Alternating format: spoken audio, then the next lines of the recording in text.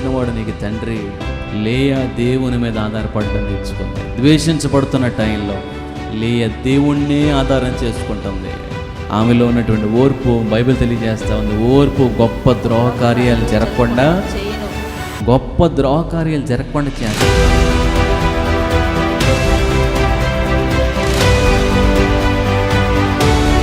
లేయా మనకు నేర్పిస్తుంది, ఓర్పు నేర్పిస్తూ ఉంది, సహనం నేర్పిస్తూ ఉంది, ఎదురు చూడడం నేర్పిస్తూ ఉంది. అమ్మాయి అంత ద్వేషించబడుతున్నప్పటికీ కూడా ఏదో ఒక నిరీక్షణ కలిగి ఉంది. ప్రియులారా, నిరీక్షణ, నా దేవుడు ఎప్పటికైనా నా భర్తను మార్చివేస్తాడు.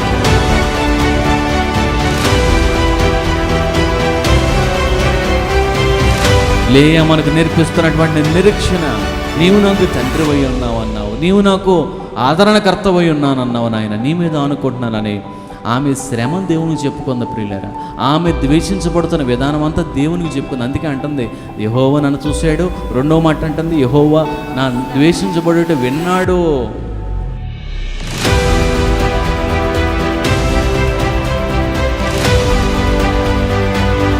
సోదరుడా, ఈరోజు నీ హృదయంలోని వేదన అంతా నువ్వు ప్రార్థనాపూర్వకంగా దేవుని ముందు పెట్టు.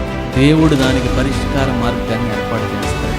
సోదరి, నీ హృదయంలో ఉన్న దుఃఖమంతా ప్రాంతంలో దేవుని ముందు పెట్టు. దేవుడు పరిష్కార మార్గాన్ని ఏర్పాటు చేస్తాడు.